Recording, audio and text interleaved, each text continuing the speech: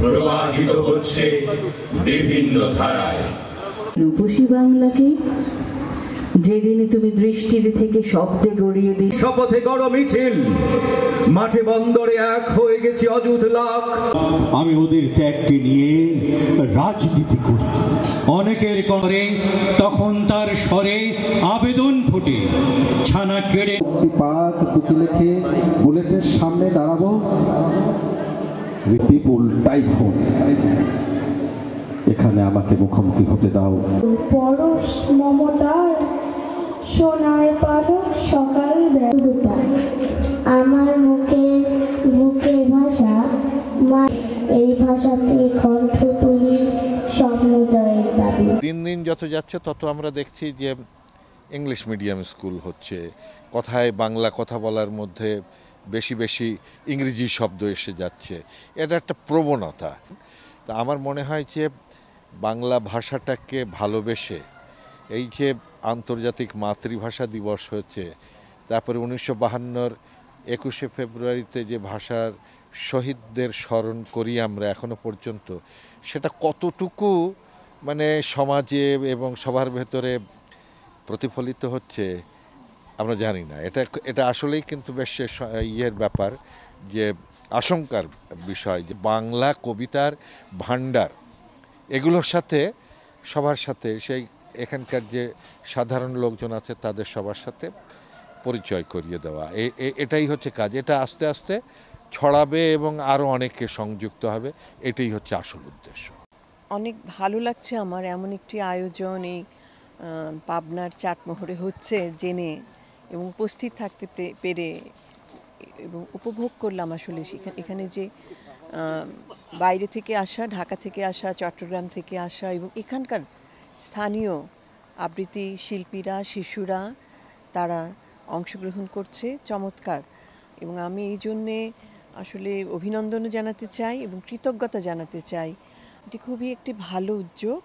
এর মাধ্যমে কিন্তু এই যে ছড়িয়ে যাচ্ছে কবিতা আমাদের প্রান্তিক অঞ্চলগুলোতে, তার মধ্যে এটি ছড়িয়ে যাওয়া দরকার আসলে। তো আমাদের একান্তর উদ্যোগটি সেই ছড়িয়ে দেওয়ারই একটি প্রয়াস। এটি একটি খুবই অভিনব আয়োজন বলবো, কারণ কবিতা নিয়ে বাংলাদেশে অনেক বছর ধরে কাজ হয়, কিন্তু এত গভীরভাবে, এত কাছে থেকে, এত শেকড়ের মানুষদেরকে নিয়ে আয়োজন কিন্তু আমি হয়তো জানি না, খুবই কম। আমার উপলব্ধিটা হচ্ছে যে আসলে আমরা যদি আমাদের সংস্কৃতিকে জাগিয়ে রাখতে চাই, বাঁচিয়ে রাখতে চাই, আমাদের প্রত্যেকেরই প্রয়োজন হচ্ছে এই ধরনের আয়োজনের সাথে যুক্ত হওয়া, এবং যাদের সুযোগ আছে, সামর্থ্য আছে, যারা গ্রামের মানুষের খুব কাছে থাকেন, তারা গ্রামের মানুষদেরকে এইভাবে সংযুক্ত করতে পারেন, উদ্বুদ্ধ করতে পারেন। আমার কাছে এটি মনে হয়, এবং আমার কাছে এটি শুধু একটি কবিতা উৎসব না, কিন্তু এটা আমার কাছে মনে হয় যে একটি সংস্কৃতির আন্দোলন, যে আন্দোলনটি আমাদের জীবনে এখন অত্যন্ত অপরিহার্য হয়ে উঠেছে, এবং এটিকে সামনের দিকে এগিয়ে নিয়ে যাওয়ার এবং ছড়িয়ে দেওয়ার দায়িত্ব কিন্তু আমাদের সকলের। দায়বদ্ধতার একটা জায়গা। আমরা যে সুযোগ পেয়েছি শিল্প সাহিত্যের সাথে থাকবার, সেই সুযোগটা প্রান্তিক মানুষের হয় না, গ্রামীণ মানুষের অনেক সময় হয়ে ওঠে না। আমাদের ওই জায়গা থেকে একটুখানি অবচেতন মনে হয়তো কাজ করে যে এদেরকে নিয়ে যদি আমরা একটু সম্পৃক্ত করে যদি আমরা একটা উৎসব করি, তাহলে আমাদের এই চর্চার ধারায় ওরা হয়তো আসবে।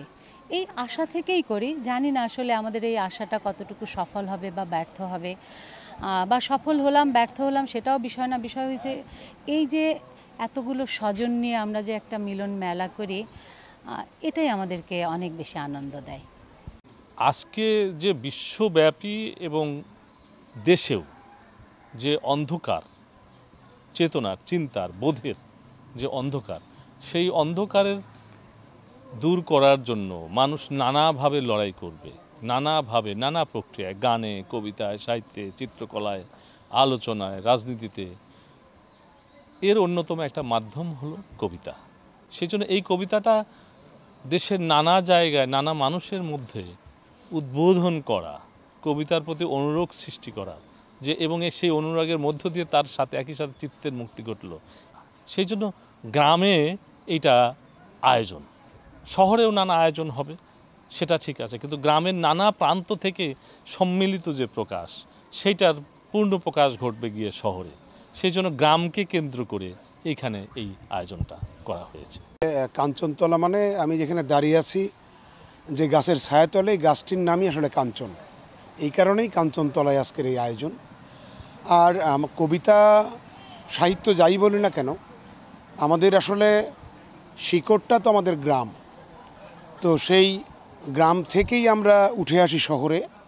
আর আজকের যে কবিতা অনুরাগীদের যে আয়োজন, সেই আয়োজনটা আসলে গ্রামকেন্দ্রিক করার কারণে যে আমাদের প্রত্যেকটি মানুষের শরীরে কিন্তু কাদামাটি লেগে আছে, এই কাদামাটি থেকেই আমরা গড়ে উঠি। তো আমরা যদি গ্রামাঞ্চলে আজকে এই নিভৃত পল্লীতে যদি এই আয়োজন না করি, তাহলে আমরা সারা দেশব্যাপী, সারা বিশ্বব্যাপী আমরা যে শিকড় থেকে শিখরে উঠতে চাই, এইটা আসলে আমরা বিশ্বব্যাপীকে জানাতে পারবো না।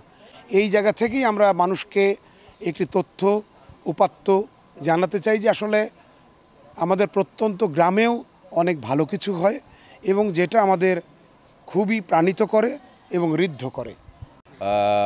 চিত্তের যে মুক্তি, এবং এখানে লেখা আছে যে কবিতা আনুক চিত্তের মুক্তি, জাস্ট ওই মুক্তির জায়গা থেকে আমরা চাচ্ছি যে কবিতায় মানুষ ফিরুক, এবং এই কবিতা উৎসব থেকে এই গ্রামের, প্রত্যন্ত গ্রামের যারা কবিতা আবৃত্তি কখনোই করেনি, তারাও যেন এই মঞ্চে এসে আবৃত্তি করতে পারে। এই সমস্ত কিছু মিলিয়ে আমাদের চতুর্থবারের মতো এই উৎসবটি হচ্ছে। তো এই প্রান্তিকে, এই গ্রামের থেকেও যে আমরা এই উৎসবটি করতে পারছি, সারা দেশ থেকে আমাদের যেরকম ঢাকা থেকে এসেছে, ঢাকার একটি বড় কবিতা আবৃত্তি দল, কবিতা কথা আবৃত্তি চর্চা কেন্দ্র, ভাষ্য বন্দ্যোপাধ্যায় দাদা এসেছে, রাজশাহী থেকে এসেছে, বগুড়া থেকে এসেছে, সিরাজগঞ্জ থেকে এসেছে, পাশাপাশি যদি পাবনা জেলার থেকে এসেছে, এবং এই উপজেলার যেসব কবি সাহিত্যিক আছেন তারা সবাই এই উৎসবে এসেছেন। গোটা গোটা অক্ষরে সারাদিন সময় নিয়ে অনেক ভেবে কাটাকে, শব্দটা আমার কাছে নতুন এবং দুর্বোধ্য। ছোটকাকে শুধু জিজ্ঞেস করেছিলাম, সবই ঘটে জোটে অলি ঋতুর সংকেতে, নদীতে কম্পাস বিহনে তুমি আসো আমার ঘুমে। রক্তাক্ত আঙুল আজ ভালোবাসাহীন, যে উপকারে রক্তাক্ত করে আত্মার স্পন্দনকে স্তব্ধ। অ্যানুয়ালের রেজাল্ট হাতে বাড়ি ফিরল ছেলে, মা বল ডুবিয়ে দিল বেঙ্গলিটাই, ভেরি পোর। কিন্তু এই কবিতাটি আমার তার মধ্যে প্রিয়। নিবিড় ঘিরে রয় সর্বদাই, কালো রাত পোহানো। পাঠ করছি 21 কবিতা নির্মলেন্দু গুণের।